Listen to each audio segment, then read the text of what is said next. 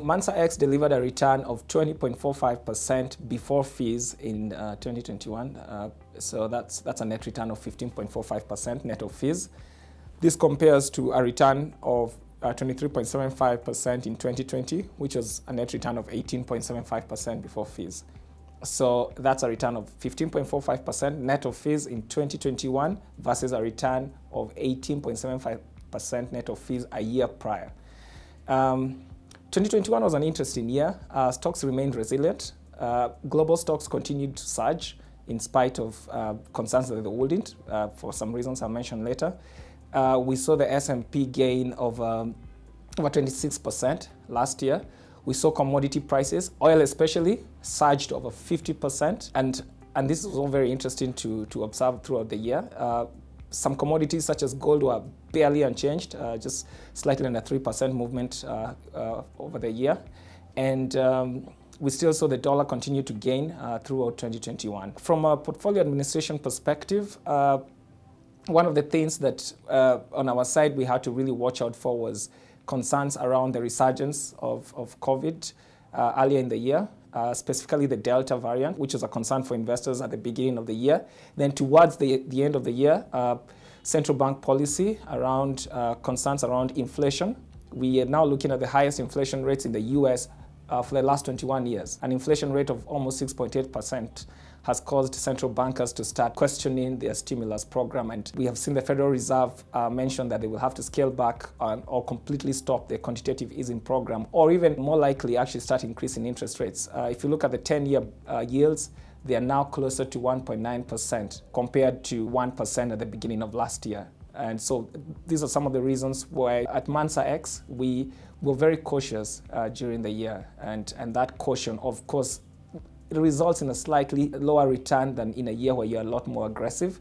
But we are still happy to report that we still gave a return that's above market average returns. And we're very happy and proud of this number because even in an environment where we are cautious, we are concerned about downside risks, we are concerned about capital preservation, an environment where there are a lot of unforeseen risks, and to be able to still give a return that's higher than average is still something I'm very proud about.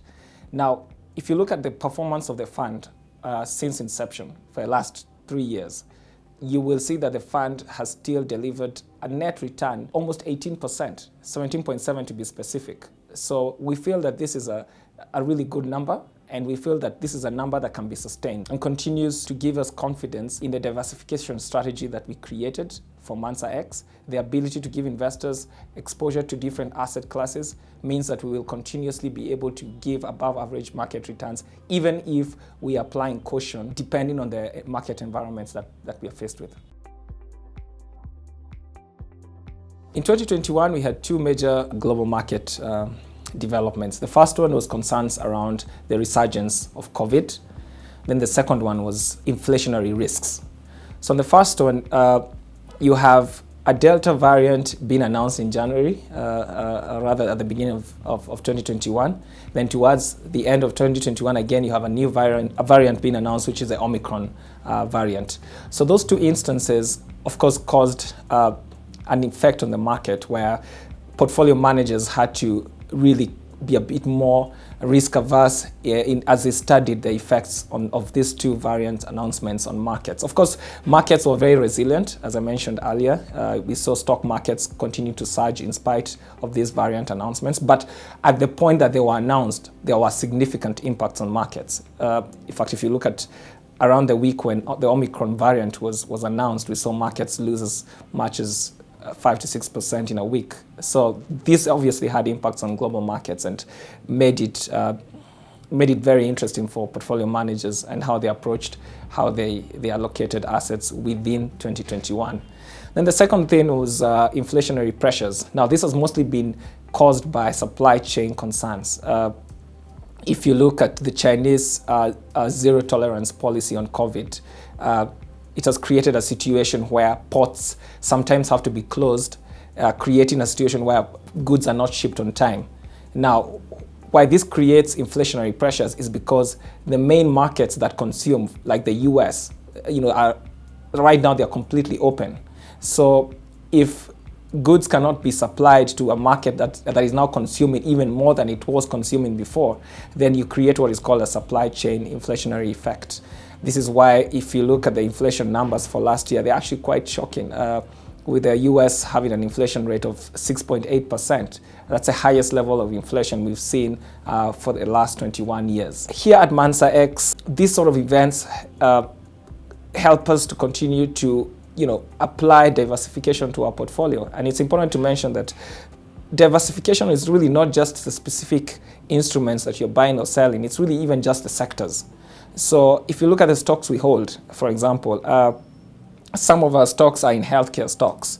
Some of our stocks are in tech stocks. Some of we're in sectors like the financial sector. We're in utility and defensive companies. If you look at how then this helps a portfolio, let me give an example of when the inflation numbers hit 6.8, for example, and you had the Federal Reserve come out to say that they would cease quantitative easing and they might actually start increasing interest rates. Now, the effect on that was that financial sector stocks actually gained in value. So you have in financial sectors stocks gaining in value, so the JP Morgan, Morgan Stanleys and so on will gain in value, while other stocks in sectors such as tech will lose value. But your portfolio will still perform relatively well because you have diversified and spread out your portfolio. So that's one of the reasons why in 2021 we had these global market developments, but Mansa-X still performed and was able to beat average market returns.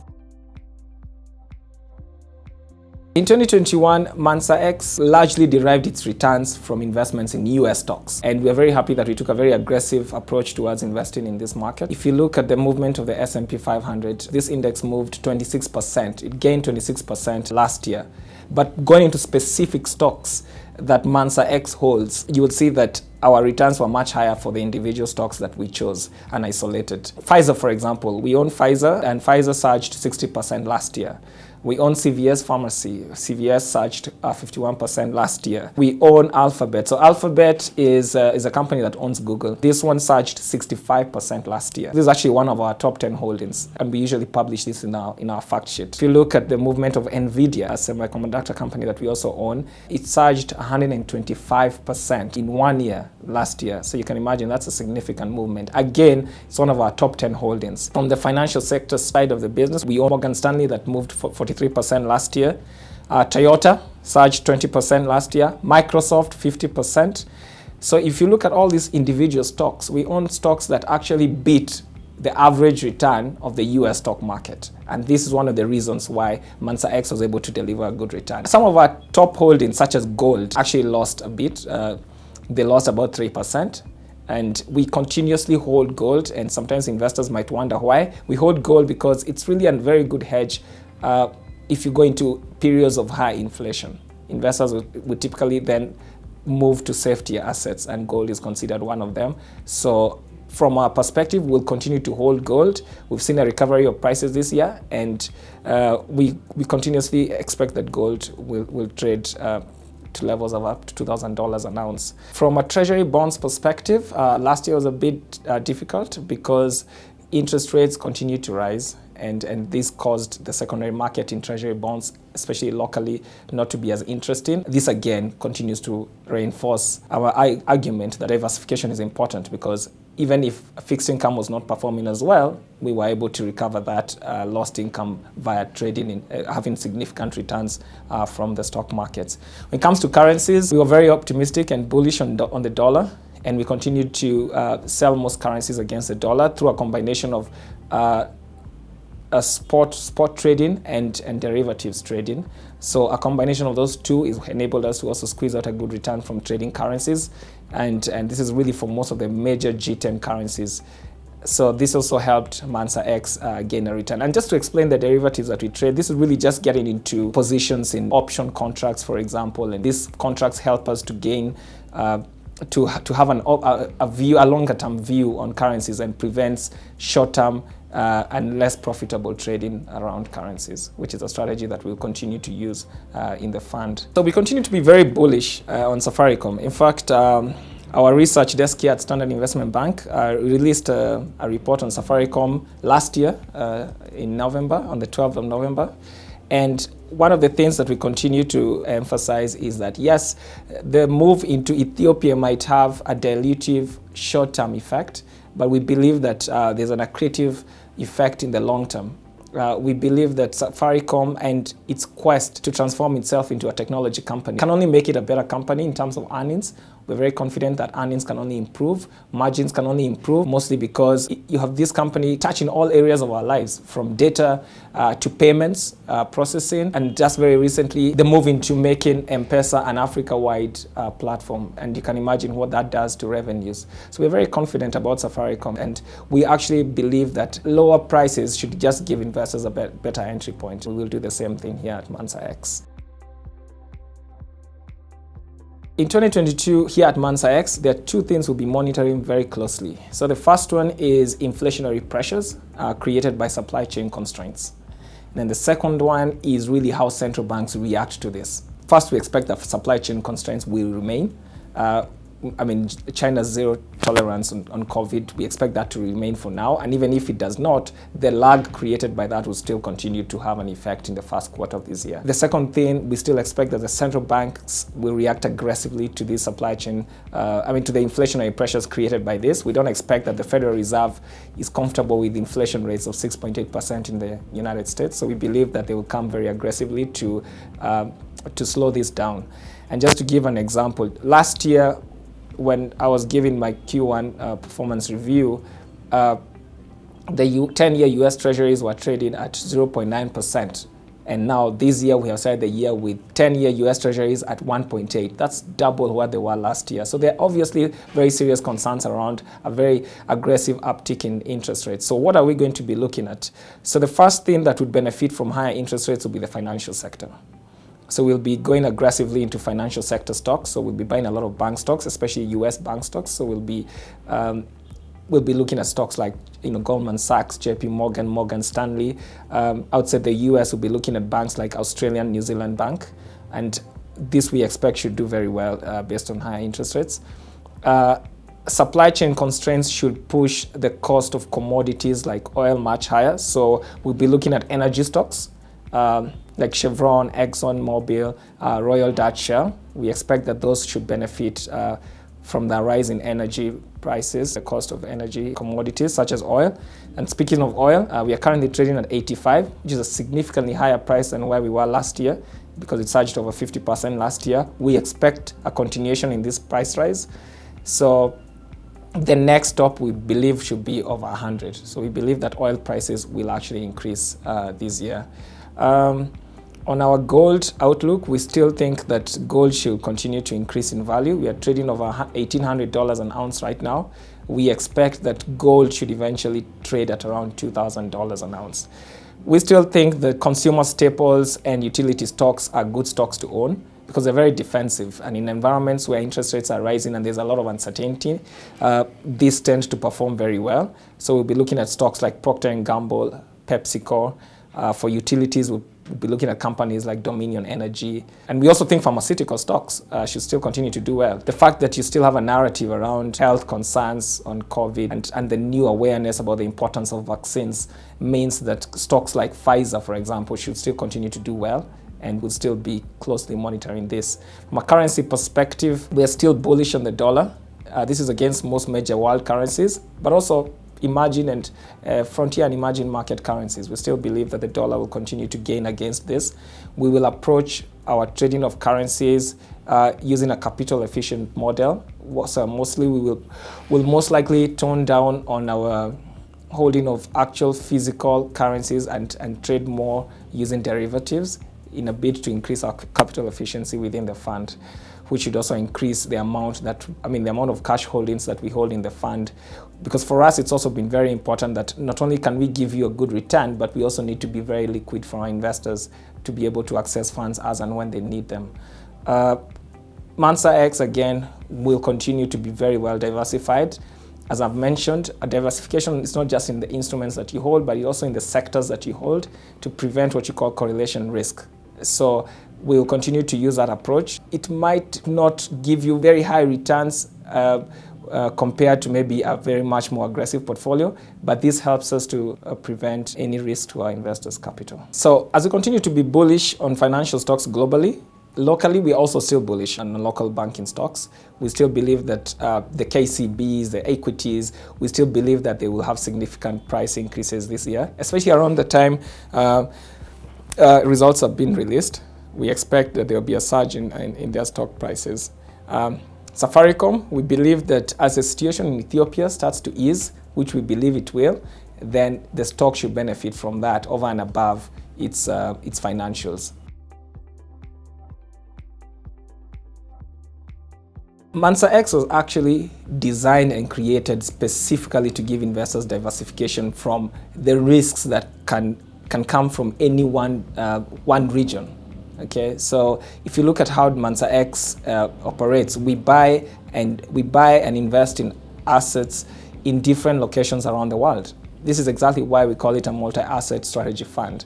So our investors should have a lot of comfort that they invested in Mansa-X. In fact, this is a one-time investors should be very confident, because when we look at general elections coming and the concerns and fears that investors might have, you find that our exposure to any assets that would be affected by any concerns around elections would not affect Mansa-X investors because of the fact that we are very well diversified. But speaking of that, if you look at how general elections in Kenya have actually affected markets historically, there's a disproportionate fear to general elections. Other than 2007, local markets have actually not lost value because of elections. Most of the years just before elections, you might see a movement in markets, but it's rarely because of elections. So there's a disproportionate concern around elections, but that is not to downplay that fear.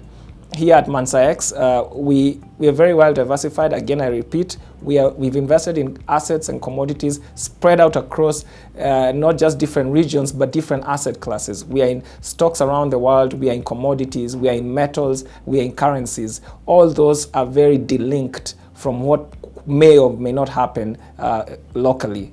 And this, again, continues to give us confidence that 2022 will be like any other year. In fact, one of our biggest concerns as Mansa-X was actually in 2020, when the US elections were contested, and around that time we also had holdings in those markets.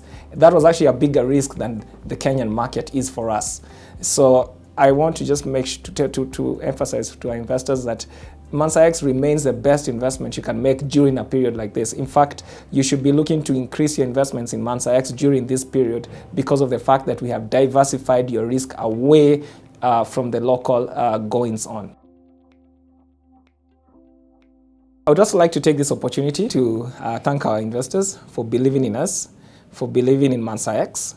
And I was just thinking about, we were recently here thinking about how Mansa-X grew from a fund managing about 200 million shillings, most of which was really just SIB funds, to 3 years later managing almost 7 billion shillings. And we owe all this to investors, most of whom were first-time believers, because Mansa-X was really just a concept. So we want to assure our investors that SIB is an investment bank that has been here for almost 30 years now. We take security of our client funds very seriously. We're very careful about how we manage our investors' funds, and this will not change. And in fact, we should increase the concern that we have for our investors moving forward. And I want to assure investors that whereas we have all these negative headlines that might scare investors from time to time, whether it's concerns around COVID or concerns around elections or concerns around geopolitical tensions, Mansa-X continues to be one of the best investments anybody can make, because we have worked very hard to create a diversified fund that touches on all financial instruments. So a lot of things would have to go wrong for investors to lose their funds. So based on this, I just want to assure investors that Mansa-X is really where you should be putting your money if you are looking for a truly diversified portfolio that protects your capital from downside risk. Happy 2022.